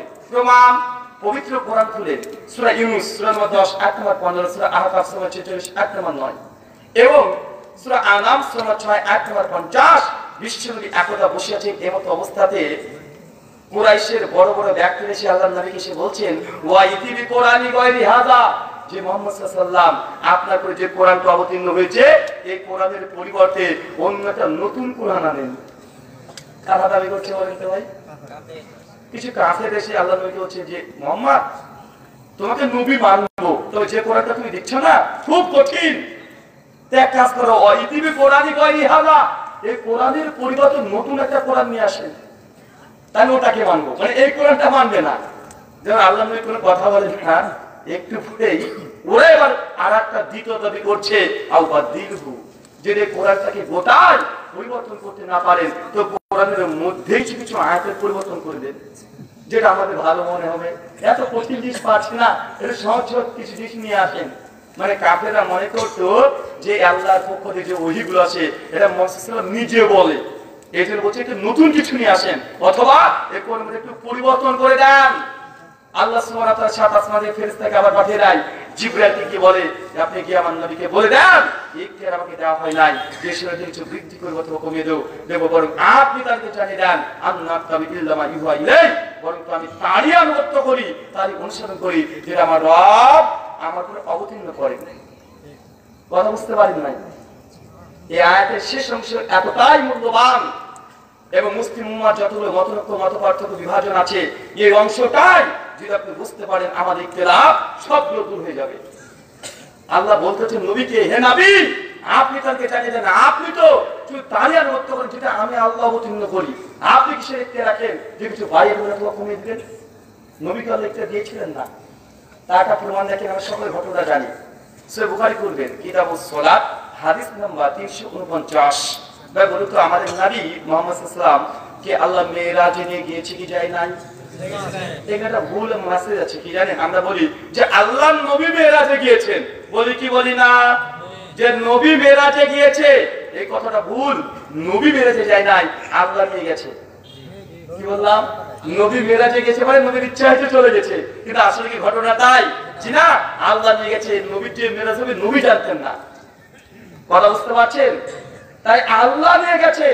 যত অলৌকিক ক্ষমতা এগুলো আল্লাহ ব্যক্তি বিশেষ করে থাকেন। যে নবী মূসার হাতে যে লাঠিটা থাকতো, ওই লাঠি ফেরাউনের সামনে ঠোকা মেরেছে, অমনি সাপ হয়ে গেছে কি যায় না, যখন ফেলে দিয়েছে। অথচ তো মূসা জানতো না যে সাপ লাঠির মধ্যে সাপ আছে, জানতো? আল্লাহ বলছে আল্লাহ এতগুলো সাপ করবো কি? মূসা হাতে কি আল্লাহ লাঠি ফেলে দাও, ফেলে দিয়েছে, সাপ হয়ে গেছে। মূসা ভয় পালিয়ে আসছে। দেখেন মানে মূসা নবী তিনিও জানতেন না লাঠিটা সাপ হয়ে যাবে। মানে অলৌকিক যে মুজিজাগুলো এগুলো আল্লাহ নবীদের মধ্যে ঘটিয়ে থাকেন। কিভাবে যে ঘটাবেন সে ব্যক্তিও বোঝে না, কিন্তু আমাদের পীর আছে এরা আবার আজীব, এর দিকে মাঝে আকাশে নিজের ইচ্ছায় ওড়ে, মাঝে মধ্যে নাকি মক্কাতে কি হচ্ছে সেটাও দেখে। মানে পীর সাহেবের এই অলৌকিক ক্ষমতা গুলো মনে হচ্ছে নিজের পৈতৃক সম্পত্তি, যখন ইচ্ছে তখনই ব্যবহার করবো। অথচ নবী মূসা তার হাতে লাঠি আছে, জানে না এই লাঠি সাপ হয়ে যায়। আর সাপ হয়ে যাওয়ার পরেও পেছনে দুর্বল করে বেরিয়ে চলে আসছে। কেন? মূসা জানে না লাঠিটা সাপ হবে। আবার বিপদে মূসা আলাইহিস পড়ে গেছে, দেখছে শত্রু বাহিনীর পিছনে তা আছে, সংসারের সামনে গিয়ে দেখছেন একদম মহাসাগর। আল্লাহ বলছে আল্লাহ এবার কি করি? মূসা হাতে কি লাঠি, মারো ঠোকা। ঠোকা বলছে রাস্তা হয়ে গেছে। মূসা জানে না ঠোকা মানে সাপ হবে না, রাস্তা হবে। আলো লাঠি দিয়ে তিনি কর্মগুলো করেছেন কি করেন নাই? করেছেন। কিন্তু মনে রাখবেন নবীদেরকে আল্লাহ মুজিজা দিয়েছেন, কিন্তু এই মুজিজাগুলো নিজের ইচ্ছে মতো যখন তখন মুড়ি মুড়কির মতো খাবে এটা ক্ষমতা আল্লাহ দেয় না, বরং আল্লাহ যখন ইচ্ছে তখন ঘটিয়ে দিতে পারেন। কিন্তু আমাদের পীররা কি বলে যে আমার কাছে এই ক্ষমতা আছে, এটা করে ফেলতে পারি, ওটা করে ফেলতে পারি, পরে কি করে না বলেন? করে। কিন্তু এই সঠিক ইসলাম নয়, বরং আল্লাহ কখনো কখনো একজন সাধারণ মানুষের মধ্যে থেকে অলৌকিক কাজ করে নিতে পারে। পারে কি পারে না? আপনার মধ্যে থেকে করে নিতে পারে। আল্লাহ পাপিষ্ঠ ব্যক্তির মধ্যেও কখনো কখনো অলৌকিক কাজ করে নিতে পারে। যে বিশ্বাস না করেন চলে যান আমাদের কলকাতা কালীঘাটে চলে যাবেন, ন্যাংটা সাধু, কিছু নাই, জামা কাপড় কিছুই নাই, দুই বাড়ি মেখে বসে আছে, মাঝে আকাশে ভাসে। ওর কাছে আমার মেয়েরা চলে যায়, বাবা একটা ছেলে দে রে বাবা, একটা ছেলে দে, কাঁদে। ওর নাকি 3-4টা ছেলেও হয়। আপনার আছে পুষ্টি একটা ন্যাংটা বাবা আছে না ভাই? ন্যাংটা বাবা আছে না একটা? আমি ইউটিউবে দেখেছিলাম ন্যাংটা বাবা। তো আমাদের ওই হিন্দুদের বাবা আর মুসলমানের বাবার মধ্যে পার্থক্য কি? ঢাকাতে আছে দেখবেন একটা আছে বদনা বাবা। ভাই বদনা বাবা দেখেন নাই? বদনার কারণ কি জানেন? বদনাকে ইউটিউবার ভাইরা গেছে, এরা খুব পাকা হয়। ইউটিউবার ভাইরা আছে না, একটু ওদেরকে ধমকাচ্ছিলেন। ভাই আমাকে সরাসরি এর আগে কতজন দেখেছেন একটু হাত তোলেন তো? সরাসরি দেখেছেন কতজন? আচ্ছা, আর ইউটিউবের মাধ্যমে কতজন দেখেছেন হাত তোলেন তো? তো এই যে আপনারা এই ইউটিউবার ভাইদের উপরে যে রেগে গেলেন একটু আগে, একটু দাঁড়িয়েছে তাই তো, ওরা যদি না আসে আপনাকে দেখতে পেতেন আগে? তো ভাই এদেরকে আসার সুযোগ করে দেন, এদেরকে আসার সুযোগ করে দেন। কেন? এরাই সহিয়াকিদার দাওয়াত প্রত্যেকটা মানুষের বিছানা বলতে পৌঁছাচ্ছে কি পৌঁছাচ্ছে না? পৌঁছাচ্ছে। তাই আপনারা একটু আগে পড়ে গিয়ে এসব ভাইদেরকে আপনারা বলছেন এই বস বস, আর ভাই এদের জন্য কালকে আপনাদের প্রোগ্রামটা আবার দেখতে পাবেন। আমাকে তো টাকা দিয়ে নিয়ে এসেছেন, আমার পথ খরচ দিয়ে নিয়ে এসেছেন, আমার খাওয়াবেন। এই যে এই ভাইগুলো এসেছে না, একে টাকা দিয়ে নিয়ে এসেছেন, একে খাওয়াইছেন, একে খাওয়ানোর ব্যবস্থা করা উচিত আপনাদের কমিটি। কেন? আপনার মাহাতিরাকে এরা সারা জীবনকার জন্য রেকর্ড করে ইউটিউবে দিয়ে রাখছে। এখানে সেটা 10,000 মানুষ সর্বোচ্চ, কিন্তু এই আলোচনাগুলো এখানে 26-27টা মিডিয়া এসেছে। এই 27 জন মিডিয়া যদি ইউটিউবে ফেসবুকে দিয়ে দেয়, না হলেও কমপক্ষে 10 কোটি মানুষের কাছে চলে যাবে দাওয়াত। এগুলো আপনাকে বুঝতে হবে। তার রাখবেন এদের প্রতি, বরং আপনাদের দায়িত্ব যে থাকার ব্যবস্থা, এদের খাওয়ার ব্যবস্থা, এদেরকে একটু সম্মান করা। কেন? আপনারা লক্ষ টাকা খরচ করে স্টেজ করেছেন, 10,000 মানুষকে দাওয়াত দিচ্ছেন, আর এরা নিজের টাকা খরচ করে চলে এসেছে এখান থেকে আর 10 কোটি মানুষের কাছে দাওয়াত পৌঁছবে। তাই একটু বুদ্ধি নিয়ে একটু কাজ করবেন। তো আমি যে কথা বলছিলাম যে মুহাম্মদ সাল্লাল্লাহু আলাইহি ওয়াসাল্লাম তাকেও আল্লাহ সুবহানাহু ওয়া তাআলা এই এখতিয়ার, এই ক্ষমতা দেয় নাই যে তিনি শরীয়তের কিছু বৃদ্ধি করবে অথবা কমে দিবে। প্রমাণ সহিহ বুখারী 349 নম্বর হাদিস, বিশ্বনবীকে আল্লাহ আকাশে নিয়ে চলে গেছেন মেরাজে, যাওয়ার পরে জান্নাত দেখছেন, জাহান্নাম দেখছেন। ফিরে আসার পথে একজন নবীর সঙ্গে সাক্ষাৎ হয়েছিল। নবীটার নাম কি? মুসা আলাইহিস সালাতু ওয়াস সালাম। এই নবীর সঙ্গে যখন সাক্ষাৎ হয়েছে, মুসা আলাইহিস সালাম তখন বলছে কি ব্যাপার, আল্লাহ সুবহানাহু ওয়া তাআলা আপনার উম্মতের জন্য কি দিয়েছে? আর আল্লাহর নবী খুশি তখন বলছেন যে ফারাজা খামসিন সালাতান, আমার উম্মতের জন্য আল্লাহ 50 ওয়াক্ত নামাজ দিয়েছে। মুসা আলাইহিস সালাম মুজাহিদ বাবা বলছেন কি 50 ওয়াক্ত নামাজ? এই যে যান ইলা রাব্বি, আপনার রবের কাছে। কেন? আপনার উম্মত 50 ওয়াক্ত নামাজ আদায় করতে পারবে না। বা হাদিসটা জানি না, জানি। এই হাদিসের মধ্যে অনেকগুলো জ্ঞান লুকিয়ে আছে। মুসা বলছে ফাইউজে ইলা রাব্বিক, যান আপনার রবের কাছে, আপনার উম্মত 50 ওয়াক্ত নামাজ আদায় করতে পারবে না। এই কথা আল্লাহর নবী শুনে আল্লাহর দরবারে চলেছে, আল্লাহ আমার উম্মত 50 পারবে না, আল্লাহ তুমি কমিয়ে দাও। আল্লাহ যে ঠিক আছে কমিয়ে দিলাম। আল্লাহ নবী হাঁটতে হাঁটতে চলে আসছে, আবার নবী মুসার সঙ্গে দেখা, কত হয়েছে কত কমেছে, তো এতগুলো কমেছে না, এখনো পারবে না, আবার যাও। আবার বিশ্বনবী আল্লাহর কাছে চলে গেছে, আল্লাহ উম্মত এখনো পারবে না, ভারী হয়ে যাচ্ছে, একটু কমাও আল্লাহ। আল্লাহ আবার কমে দিয়েছে। আবার মুসার কাছে এসেছে, মুসা বলছে এখন হয় নাই, আবার যাও। বারবার যেতে যেতে আস্তে আস্তে আস্তে লাস্টে কত এসেছে কথা বলেন? 5 পয়েন্ট অফ ভিউ। এবার আপনি লক্ষ্য করেন, মুসা বলছে ফাইল যে ইলা রাব্বিক, যান আপনার রবের কাছে। কেন? আপনার উম্মত 50 ওয়াক্ত নামাজ আদায় করতে পারবে না। এই হাদিস প্রমাণ করে বিশ্বনবী তিনি আলমুল গায়েব। কিভাবে? আল্লাহর নবী যদি তার উম্মতের আগে থেকে সবকিছু গায়েবের খবর জানবে, আল্লাহর নবী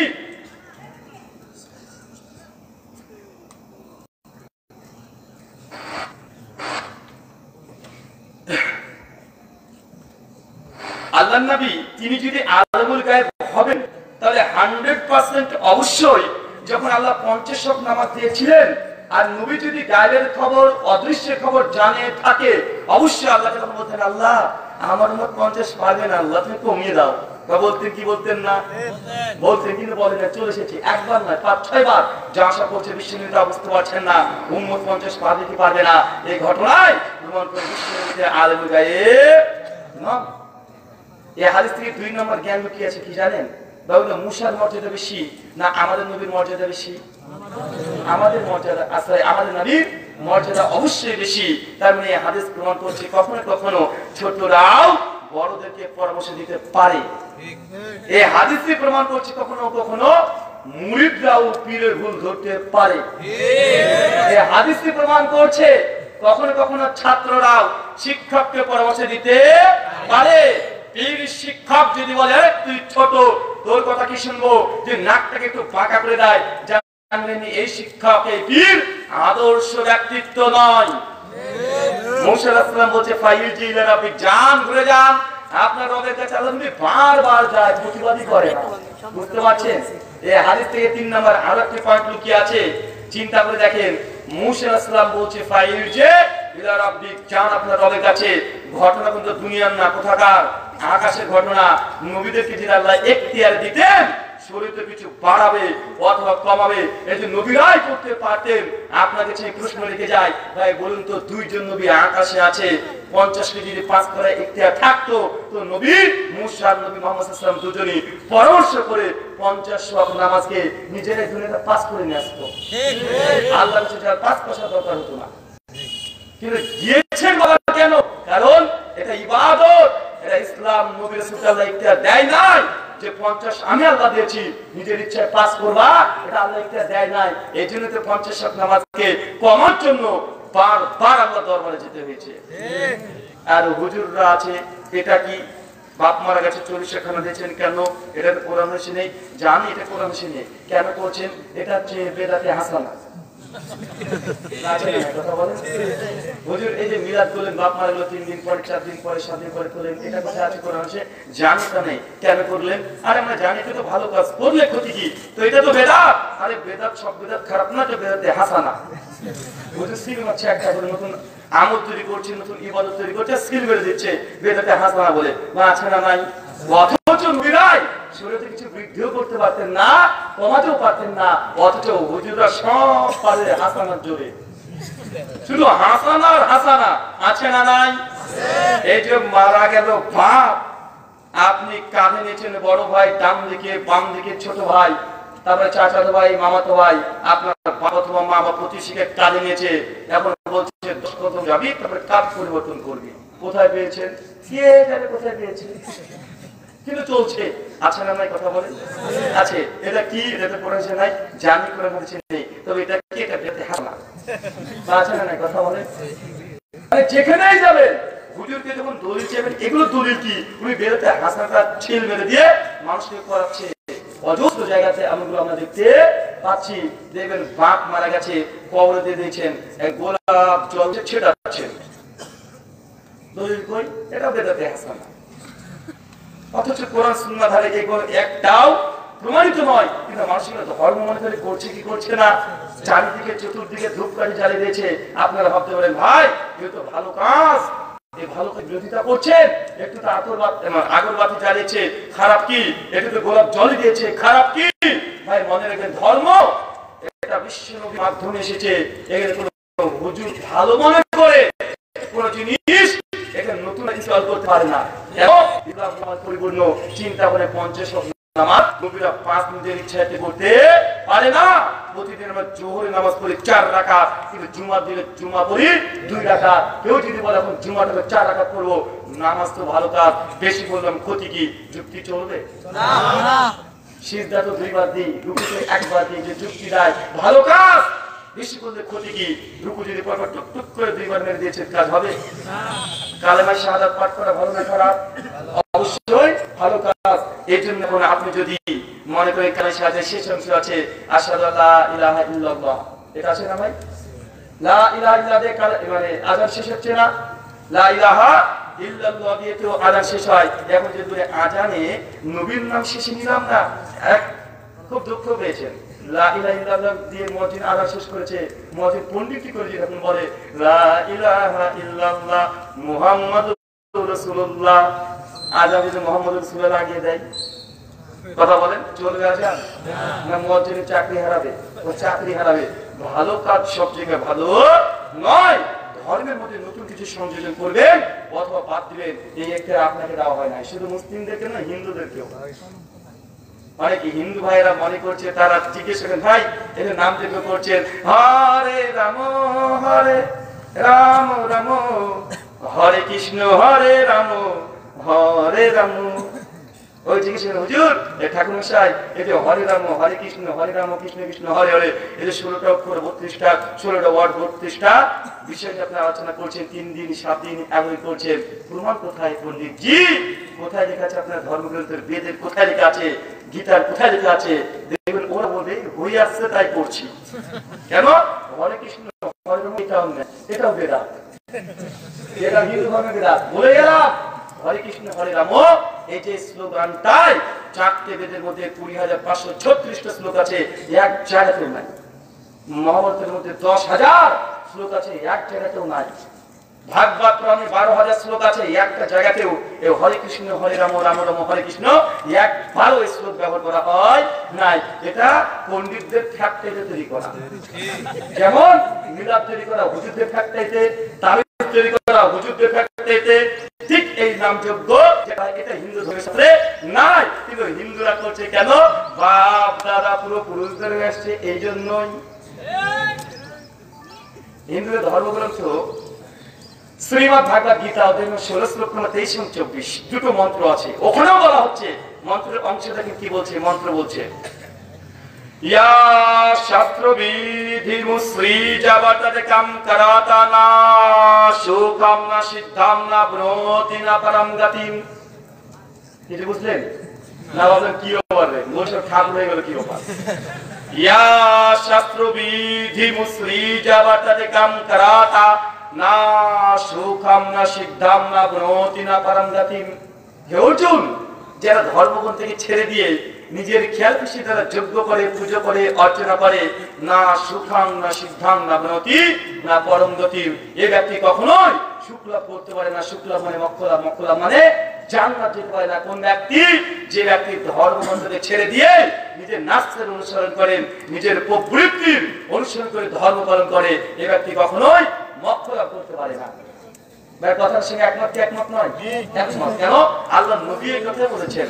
সহিহ বুখারী হাদিস নাম্বার 2697 আল্লাহ নবী বলেছেন মান আমিলা আমালান লাইসা আলাইহি আমরুনা ফাওয়ারাদুন।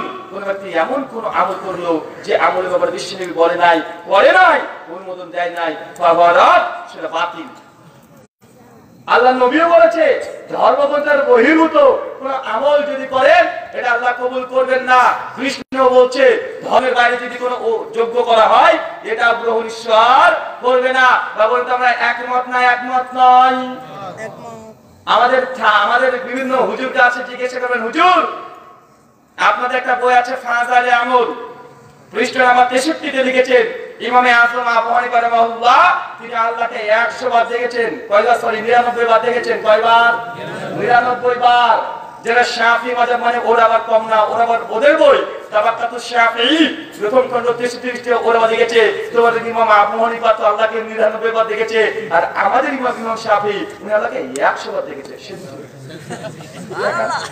আর যারা পিত্তইগা বিশ্বাসী ওদের উপর বলেছে কাশফুল মাহজুব 23 নম্বর পৃষ্ঠায় ওয়েবা লিখেছে যে আমাদের পীর সাহেব বাইজিদ বুস্তামি নাম শুনেন না? উনি নাকি আল্লাহকে 1001 বার দেখেছেন। কে বলছে 99, কে বলছে 100, 1001 বার। আর দুনিয়াতে তলেবিন বড় পীর আব্দুল কাদের জিলানী রাহিমাহুল্লাহ তার প্রসঙ্গে লিখেছে যার নাম নিলে নাকি আগুন হয়ে যায় পানি, উনি নাকি আল্লাহকে দেখা টাকা লাগে না, সঙ্গে আল্লাহ চলে গেছে উনি। আর যখন আল্লাহর আরশের কাছে পৌঁছে গেছে বড় পীর আব্দুল কাদের জিলানী রাহিমাহুল্লাহ, আর আল্লাহ দেখছে যে আব্দুল কাদের জিলানী চলে এসেছে, আল্লাহ সঙ্গে সঙ্গে নিজের আরশটাকে ছেড়ে দিয়ে বড় পীরকে আহলান সালাম দিতে গেছে। আল্লাহ আরশ থেকে যখন নেমেছে আল্লাহ উল্টো করে যাচ্ছিলেন, আর সঙ্গে সঙ্গে বড় পীর আল্লাহর হাত থেকে এই হয়ে চলে ধরেছে। এই নাম হয়ে গেল গাউসুল আজম। এই থেকে নাম হয়ে গেছে কি গাউসুল আজম বলা হয় না ভাই? কেন? আল্লাহকে সাহায্য করেছে, আল্লাহর হাত ধরে দাঁড় করে দিয়েছে, আল্লাহ পড়ে যাচ্ছিল। নাউজুবিল্লাহ মিন জালিক। বলতে এগুলো মুসলিমদের আকীদা, আজীব ব্যাপার। আরেকজন আছে হতে পারে আরো বড় পীর মনসুর আল্লাহ, নাম শুনেন নাই? যেমন আনাল হক বলে কাফের হয়েছে, আর মনসুর আল্লাহ থেকে আনাল হক বলে আল্লাহর ওলি হয়েছে। তো মনসুর আল্লাহ যদি আল্লাহর ওলি হয় তো শয়তান আবার কিডা? গোটা বিশ্বের আলেম ওলামারা সেই সময় ফতোয়া দিয়েছে উনি একজন কাফের অবস্থায় মৃত্যুবরণ করেছে, তার কালেমা তার নসিব হয় নাই। বলে তার ব্যাপারে লেখা আছে, এই কথা নকল করেছে আবার এই ঘটনাটা ইমাম ইবনে কাসির রাহিমাহুল্লাহ। তার আল বিদায় ওয়ান নিহায়া নবম খণ্ডের 112 পৃষ্ঠায় নিয়ে এসেছে যে কিছু কিছু মানুষ একটা কেচ্চা বর্ণনা করে, এটাই নকল করেছে ইমাম ইবনে কাসির। বলছে একদা কিছু জেলার বোঝেন তো, জেলখানায় যে জেলার থাকে, জেলার এই মুনসুর হাল্লাজের জেলখানায় চলে গেছে, গিয়ে দেখছে প্রথম দিন এই মুনসুর হাল্লাজ যে জেলে ছিল মুনসুর হাল্লাজ নাই, মুনসুর হাল্লাজ নাই, জেলখানা পড়ে আছে। অবাক, কি ব্যাপার, মুনসুর হাল্লাজ কই? দ্বিতীয় দিন আবার চলে গেছে, গিয়ে দেখছে ওটা জেলখানার সমিতি নাই। তৃতীয় দিন আবার জেলা গিয়েছে, দেখছে যে ওই মুনসুর হাল্লাজ আছে, জেলখানাও আছে। তারপর জেলা বলছে যে কি বাবা, প্রথম দিন আসলাম দেখলাম জেল আছে তুমি নাই, ব্যাপার কি? আর দ্বিতীয় দিন এসে দেখছি যে জেলখানা নাই তুমি নাই, আজ দেখছি দুজনে আছে, ব্যাপার কি? মুনসুর হাল্লাজ জবাব দিয়েছে প্রথম দিন তুমি যখন এসেছিলে সেই সময় জেলকে দেখেছে আমি ছিলাম না, মানে আমি আল্লাহর সঙ্গে দেখা করতে গিয়েছি। আর দ্বিতীয় দিন যখন এসে দেখছি যে জেলও নাই আমিও নাই, তখন স্বয়ং এই গোটা জেলখানা আল্লাহর কাছে চলে গেছে। আর তৃতীয় দিন যখন এসে দেখছে সবই আছে, এই সব থাকার অর্থ হচ্ছে সেদিন আল্লাহ নিজে এসেছিল দেখা করতে। বলে নাউজুবিল্লাহ জালিক, ভাই এরকম কেচ্চা কেন আছে না নাই? কে বলছে আল্লাহকে স্বয়ং তারাই চলে গেছে দেখতে, কে বলছে আল্লাহকে 99 বার দেখেছি, কে বলছে 100 বার দেখেছি, কে বলছে 1001 বার দেখেছি। প্রথম কথা বলেন তো আল্লাহকে দেখা যায়? পবিত্র কোরআন সূরা আনাম সূরা 6 8 103 আল্লাহ সুবহানাহু ওয়া তাআলা বলছেন লা তুদরিকুল আবসার, আমি আল্লাহকে চোখ দিয়ে দেখা সম্ভব নয়। কোন নবী রাসূল সেও আল্লাহকে দেখতে পায় না। একজন বিখ্যাত নবী মূসা আলাইহিস সালামের নাম বললাম একটু আগে, এত বড় মেজাজি নবী, এমন নবী আল্লাহ পৃথিবীতে দেয় নাই মূসা আলাইহিস সালামের মতো নবী। একদা হঠাৎই রাত্রে চলছে, দুপুর বেলাতে মাথার উপরে সূর্য আসে, মূসা আলাইহিস সালাম ছুটছে, যেতে যেতে দেখছে রাস্তার মাঝখানে মূসা আলাইহিস সালামের ভাইদেরকে অন্য গোত্রের বেশ কিছু মানুষ এসে উল্টাপাল্টা ঝামেলা করছে। মূসা আলাইহিস সালাম দেখেছে, আমার থেকে মারিস এত মোটা। মূসা চলেছে ভিড়েতে, যে খাটে এক থাপ্পড় মেরেছে, যখনই মেরেছে ওই ব্যক্তি স্পট ডেড, ওখানে মারা গেছে। মূসা আলাইহিস সালাম হাতের জোর দেখেছেন কত মজবুত, এক থাপ্পড় মেরে ফেলেছে। পবিত্র কোরআন সূরা কাসাস 8-20 ঘন্টা আছে। আরেকটু দেখেন আকাশে বিশ্ব নবীকে ধরেছে, কোথায় যান যান আল্লাহকে ভুলে নামেন আসেন। আবার একটু পর আল্লাহ সুবহানাহু ওয়া তাআলা মালাকুল মউত আজরাইল ফেরেশতাকে বলছে, সহিহ বুখারী 1384 নম্বর হাদিস খুলে দেখেন, আল্লাহ মালাকুল মউত মৃত্যুর ফেরেশতা আদেশ করছে, আজরাইল মূসার তো সময় শেষ হয়ে গেছে, যাও তার রূহটাকে কবজ করে নিয়ে আসো। এখন আজরাইল চলে এসেছে দুনিয়াতে, দেখে মূসা আলাইহিস সালাম দুপুরবেলা রেস্ট নিচ্ছে, ঘুমাচ্ছে। আজরাইল ফেরেশতা সরাসরি ঘরের মধ্যে ঢুকেছে, দেখে মূসা আলাইহিস সালাম ঘুমাচ্ছে, আর মূসা আলাইহিস সালাম ঘুমটা ভেঙে গেছে। যখনই ঘুম ভেঙেছে সঙ্গে সঙ্গে একদম মেজাজ খাট্টা হয়ে গেছে। মেজাজ খাট্টা হওয়ার পর সঙ্গে সঙ্গে মূসা আলাইহিস সালাম উঠেছে, উঠে সামনে আজরাইল ফেরেশতা আবার রাগ হয়েছে, ঘুম ভাঙিয়ে দিয়েছে, আবার এক থাপ্পড় মেরেছে। বাবা কাকে মেরেছে এবার? আজরাইল ফেরেশতা মানে মালাকুল মউত মৃত্যুর ফেরেশতাকে মেরে দিয়েছে। সহিহ বুখারী বর্ণনা, এই মালাকুল মউতের চোখ সঙ্গে সঙ্গে অন্ধ হয়ে গেছে, তার চোখের এই গোল অংশটা নিচে গড়গড় গড়গড় করে গোল খেলছে। সঙ্গে সঙ্গে মালাকুল মউত ভয়ে আল্লাহর কাছে চলে গেছে, আল্লাহ কার কাছে পাঠালে? এমন তোমার বান্দার কাছে পাঠিয়েছো, দেখাও সারা মারাও সারা। ভাইয়ের নাম কি বলেন তো? মূসা আলাইহিস সালাম। এত মেধাবী ব্যক্তি, প্রথমে সাধারণ মানুষকে মেরে ফেলেছে, গেল একটা বিষয়। দুই, আল্লাহ নবীকে আকাশে ধরেছে, কোথায় যান যান তুমি আসেন। নবী হলো, মার্চের পরে ব্যক্তি কে সর্বশ্রেষ্ঠ? নবীরা। এবার ফেরেশতাকে মেরে অন্ধ করে দিয়েছে, দেখেছেন ক্ষমতা কত মূসা। এবার কি আছে বলে তো? কেউ আছে? মানুষ হলো, নবী হলো, ফেরেশতা কি আছে? আর কেউ না, আল্লাহ আছে। হঠাৎই চলতে চলতে আল্লাহকে বলছে, আল্লাহ তোমাকে দেখবো। মূসা কাকে দেখবে? এবার আল্লাহ বলছে, আল্লাহ তোমাকে দেখবো। আল্লাহ বলছে সর্বনাশ। এবার বলে কি? মূসাকে দেখতে চেয়েছে, আল্লাহ মূসাকে দেখতে পাবে না, না আল্লাহ আমি দেখবো যে। আল্লাহ বলছে সূরা আরাফ 43 নম্বর আয়াত, মূসা কে বলছে লান তারানি, তুমি কখনো আমাকে চোখ দেখতে পাবে না। মূসা দেখতে হবে না, আল্লাহ দেখবোই দেখবো। আল্লাহ বলছে ঠিক আছে, আমাকে আমার নূরের অংশ দেখো, নূর পাহাড়ে দেখো, আমার নূরের অংশ কিছু যখন রাখছি। যখন আল্লাহ তার নিজের নূরের অংশ নূর যখন আল্লাহ প্রবাহিত করেছে, মূসা তাকিয়ে দেখেছে, সঙ্গে সঙ্গে নবী মূসা অজ্ঞান উল্টে পড়ে অজ্ঞান হয়ে পড়ে আছে। মূসা এত বড় জরুরত কথা রেখেছেন নবী, এত জন মেজাজি নবী, এই নবী আল্লাহকে নয় আল্লাহ নূর দেখে সে স্থির থাকতে পারে নাই। উল্টে পড়ে গেছে। আর আপনাদের বাংলাদেশের অনেকগুলো পীর আছে মাঝে মধ্যে আমার সঙ্গে দিদারও করে। হয় পীর গাঁজাখোর না তার মুরিদ গাঁজাখোর। গাঁজাখোর না হলে কেউ ওই কথা লিখতেও পারে না আর কেউ কথা বলতেও পারে না। আল্লাহ বলছে লাম তারানি, কোন মানুষ আমাকে কখনো দেখতে পারে না। মুসা এত বড় নবী হওয়ার পরেও আল্লাহর নূর দেখে অজ্ঞান হয়ে পড়ে যায়। আর আপনার গাঁজা করে হুজুর ওদিকে মাঝে মধ্যে আল্লাহর সঙ্গে দিদারও করে। ওই যে দেওয়ানবাগি পীর তার একটা ভিডিও ক্লিপ ইউটিউবে আছে, ওকে বলছে হুজুর পিস মশাই রোহিঙ্গা মুসলিমদের তো নির্যাতন হচ্ছে কি করব।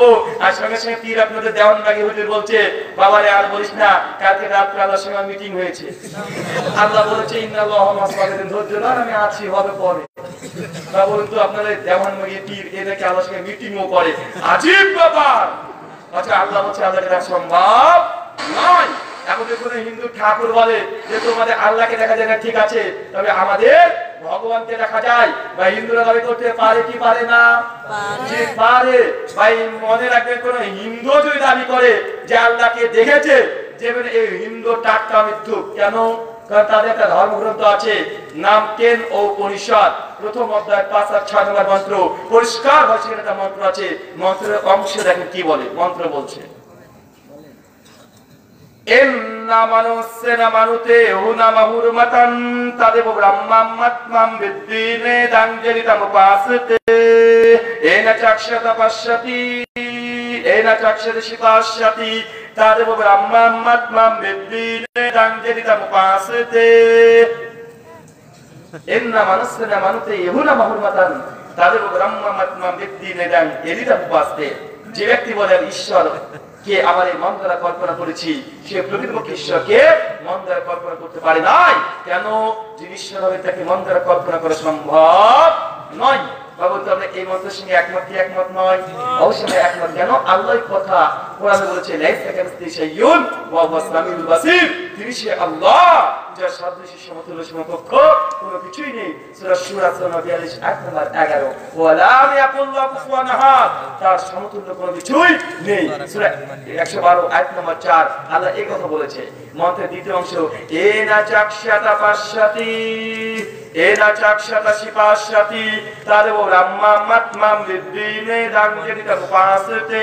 যে ব্যক্তি বলে মহাসত্তা ঈশ্বরকে আমি এই চোখ দ্বারা দর্শন করেছি, সে প্রকৃতপক্ষে ঈশ্বরকে দেখে নাই। কেন? যিনি ঈশ্বর হবে তাকে চোখ দ্বারা দর্শন করা সম্ভব নয়। হিন্দু ধর্ম বলছে ঈশ্বরকে দেখা যায় না, কোরআনও বলছে ঈশ্বরকে দেখা যায় না। আম্মা জান আয়েশা রাদিয়াল্লাহু আনহা তিনি বলছেন ওমান হাদাসাকা আন্না মুহাম্মদ সাল্লাল্লাহু আলাইহি ওয়াসাল্লাম রাব্বাহু ফাকাদ কাযাব। যে ব্যক্তি বলে বিশ্বনবী তিনিও আল্লাহকে দেখেছেন, সে এক নম্বর মিথ্যু। কথা বুঝতে পারছেন? যে ব্যক্তি বলবে যে আল্লাহর নবী তিনিও মেরাজের রাত্রিতে আল্লাহকে দেখেছেন, আম্মা জান বলছে ফাকাদ কাযাব, সে টাটকা মিথ্যু। সহিহ বুখারী কিতাবুত তাওহীদ হাদিস নম্বর 7380 আল্লাহ রাসূল বসে আম্মা জান এই কথা বলে গেছে। কিন্তু আমাদের সমাজে ভাই এমন মিথ্যা আকীদা আছে না নাই? কথা বলেন। যে আছে, আমি আলোচনা করতেছি কিন্তু আমাদের দিকে চলেছি, সেটাতে ফিরে যাচ্ছি না। মনে রাখবেন এখানেই আমার সমাজে যত অনুপ্ত হয়েছে মানুষ আজকে এইসব কারণে হয়েছে। কথা বলেন। আমি যখন বলছি হাদিসে আছে আর উনি বলছেন কি আসলে আছে, আমরা যে হাদিসে আছে উনি বলছেন ফিকহ কিতাবে আছে। বাবা তো এইভাবে করলে মুসলিম উম্মাহ কখনো ঐক্য হতে পারে? কথা বলেন। আমরা হচ্ছে কলা রাসূলুল্লাহ, আল্লাহ রাসূল বলেছে, উনি বলছেন কলা আবি হানিফা, বাবা বলেন হবে কাজ হবে? একদিকে আল্লাহ নবী বলেছে আর উনি বলছেন ইমাম আবু হানিফা বলেছে।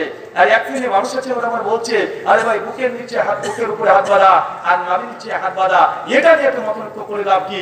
হাত বাঁধলেই হবে। আর কিছু কিছু মানুষ আবার বলতে গিয়ে বলছে হাত না বাঁধলেও হবে। বলে কি বলে না? ভাই মনে করছে শুনুন আবু দাউদটা করে দেখেন হাদিস 755 আব্দুল্লাহ ইবনে মাসউদ রাদিয়াল্লাহু আনহু একদা আল্লাহর সঙ্গে সালাত আদায় করছে, নামাজ পড়ছে। এমতো পরিস্থিতি নামাজের সময়তে আমরা বাম হাতে করে ডান হাত বাঁধি, আর ইবনে মাসউদ তিনি বাম হাতে করে ডান হাত বেঁধেছে। কোথায়? কথা বলেন। বাম হাতের উপরে ডান হাত বেঁধেছে। আল্লাহ নবী বুঝতে পারছেন যে ইবনে মাসউদ হাতটা উল্টো করে বেঁধেছে। আল্লাহ নবী নামাজরত অবস্থাতেই ইবনে মাসউদের হাতটাকে এক বাম হাতে করে ডান হাত, মানে ডান হাতে করে বাম হাত ছিল, ওটাকে নামাজরত অবস্থায় বাম হাতে করে ডান হাত করে দিয়েছে। চিন্তা করে নবী তিনি নামাজের মধ্যেই তিনি বাম হাতকে ডান হাত, ডান হাতকে বাম হাত মানে নাই, তো হাদিস যদি বুকের উপরে প্রমাণিত হয় তো নাভির নিচে কিসের জন্য বলে? কথা বুঝতে পারছেন? অনেকে বলে যে হাত বাঁধলেও হবে না বাঁধলেও হবে, মানে এতটাই উদারতা দেখাচ্ছে। ওটা নাভির নিচে কি আর বুকের উপরে কি? আমাদের কথা সুন্নাত যেটা সাব্যস্ত হয়ে গেছে, আপনি কেন তার সুন্নাতের বিপরীত আমল করবেন? আমাদের তো আন্দোলন এটাই যে সুন্নাত প্রমাণিত হয়ে গেছে, কেন আপনি মাঝাবের দোয়া দিয়ে পীর সাহেবের দোয়া দিয়ে তার উল্টো আমল কেন করবেন? কিসের যুক্তিতে? আমরা তো বলবো যে আল্লাহ নবী বেঁধেছে, আপনি বলবেন ইমাম আমল কবে বেঁধেছে বা কিয়ামতের মাঠে শিখে যাবেন কি জানেন না, কথা বলেন।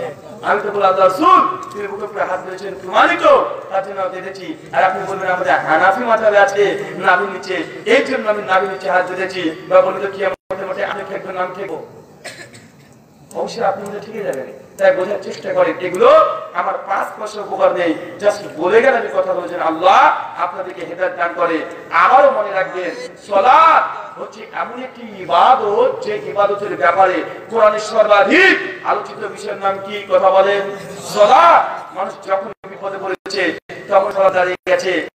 নবী জাকারিয়ার সন্তান আল্লাহ সে নামাজে দাঁড়িয়ে গেছে, আল্লাহ সন্তানরা হলো সন্তান দিয়েছে, কিন্তু আমরা সালাত বাদ দিয়ে এখন মাজারে চলে যাই। আছে না নাই? আপনার ছেলে হচ্ছে না, আপনার দরকার ছিল মসজিদে গিয়ে পড়ে থাকা নবী জাকারিয়ার মতো আর বলা যে আল্লাহ সন্তান দাও, অথচ আপনি মসজিদকে ত্যাগ করে দিয়ে বলতে আজকে মাজারে গিয়ে পড়ে থাকছে কি থাকছে না? অবশ্যই থাকছে। কিন্তু নবী জাকারিয়া করতেন, তার সন্তান দরকার, আল্লাহ দরবারে চলে গেছে, মসজিদে গিয়ে বারবার বলেছিল আল্লাহ আগে সন্তান দাও, অথচ তার উল্টো আমল হচ্ছে কি হচ্ছে না? জি, কোরআনের সর্বাধিক আলোচিত বিষয় সালাত। হাদিসের কিতাবে যত অধ্যায় আছে সবচেয়ে বড় অধ্যায় কোনটা? কথা বলেন। সালাত, নামাজ, মানে গুরুত্ব আছে। আল্লাহ নবী মৃত্যুর সময় শেষ বাক্য যেটা বলেছে, আসসালাত, তোমরা নামাজকে ইবাদত করো। নামাজের ব্যাপারে এতটাই গুরুত্ব দিয়েছে বিশ্ব নবী। সূরা নাসের 466 নম্বর হাদিস, আল্লাহ নবী বলেছেন কিয়ামতের মাঠে বান্দার প্রথম যে হিসাব হবে তার নাম আসসালাত, নামাজের হিসাব হবে। নামাজ যদি বিশুদ্ধ হয় তাহলে আপনি বেঁচে গেলেন, আর নামাজ যদি অন্য স্টাইলের হয়, অন্য কোয়ালিটির হয়, খুশি খুশি না থাকে, নামাজের বিশ্বাস সুন্নাহ না হয়, আপনি আটকে যাবেন কি যাবেন না? কথা বলেন। সালাত হচ্ছে এমন একটি ইবাদত, দুনিয়াতে যত কিছু আহকাম রুকুন আল্লাহ ফরজ করেছে, এটা ফেরেশতা জিবরাইলের মাধ্যমে দুনিয়াতে এসে ফরজ করা হয়েছে। কথা বুঝতে পারছেন? যত কিছু আল্লাহ সুবহানাহু ওয়া তাআলা হজ বলেন, যাকাত বলেন, আর উসুল বলেন, যত রকমের আদর্শ বলেন, সব ফেরেশতা জিবরাইলের মাধ্যমে আল্লাহ সুবহানাহু ওয়া তাআলা এই কোরআনের মাধ্যমে ফরজ করেছেন। যখন সালাতে বিষয় এসেছেন, আল্লাহ মাঝখানে কোনো মাধ্যম রাখে নাই, স্বয়ং আল্লাহ নবীকে আকাশে নিয়ে চলে গেছে, গিয়ে সরাসরি আল্লাহ সুবহানাহু ওয়া তাআলা মিরাজের রাত্রিতে নামাজ দিয়েছে। যাকাত কোথায় অধীন হয়েছে বলেন তো? যাকাত তার মাধ্যমে ফেরেশতা জিবরাইলের মাধ্যমে দুনিয়াতে। হজ কোথায় হয়েছে? জিবরাইলের মাধ্যমে দুনিয়াতে হয়েছে। যত কোরআনের যত হাদিসের হালাল বলেন, হারাম বলেন, নৈতিকতা বলেন, সমস্ত কিছু এটা কোথায় অধীন হয়েছে? দুনিয়াতে। যতগুলো আর্টিকেল আছে, কিন্তু নামাজ হচ্ছে এমন একটি ইবাদত যা আল্লাহ মাঝখানে কোনো মাধ্যম নেয় নাই, স্বয়ং আল্লাহ নবীকে তুলে নিয়ে চলে গেছে আল্লাহ নিজের কাছে কি আল্লাহ নামাজ ফরজ করেছে। চিন্তা করুন নামাজের গুরুত্ব কত। তারপরেও এক শ্রেণীর মানুষ আমরা আছি, বিষ্ণুর সালাতকে আমরা আদায় করছি না। আছে না নাই? কথা বলেন। আল্লাহ সুবহানাহু ওয়া তাআলা এইসব ভাইদেরকে তুমি সালাত আদায় করার তৌফিক দান করো। চল বলি আল্লাহুম্মা আমিন। বিষ্ণুর আদর্শ অনুযায়ী তুমি সালাত আদায় করার তৌফিক দান করো। সকলে বলি আল্লাহুম্মা আমিন। রাত্রি প্রায় 1টা বেজে গেছে। ইচ্ছে ছিল যে খুব সুন্দরভাবে অনেকক্ষণ ধরে আলোচনা করবো, আলোচনা লম্বা করছি না, প্রশ্নোত্তর আছে, এটা করতে গেলে আরো আধা ঘন্টা পার হয়ে যাবে। আমরা শুরু করে দিচ্ছি। জি, আসসালামু আলাইকুম। আমি সম্মানিত প্রধান বক্তাকে জিজ্ঞেস করতে চাচ্ছি, আমি লিখলাম না প্রশ্নটা, যে নবী মুহাম্মদ সাল্লাল্লাহু আলাইহি ওয়াসাল্লাম গায়েব জানে না বা কোন নবী গায়েব জানে না। নবী যদি গায়েব জানতেন তাহলে তো নামাজের ব্যাপারে জানতেন।